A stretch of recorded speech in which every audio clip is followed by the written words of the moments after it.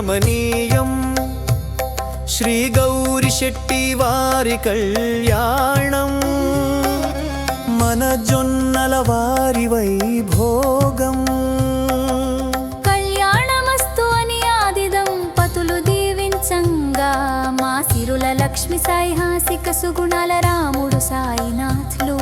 ఏకమవుతున్న కళ్యాణ వైభోగం కన్యాదానం అన్నవారికి కోటి జన్మల ఫలదానం మనసులు కలిసి మనవాడే ఈ శుభముహూర్తం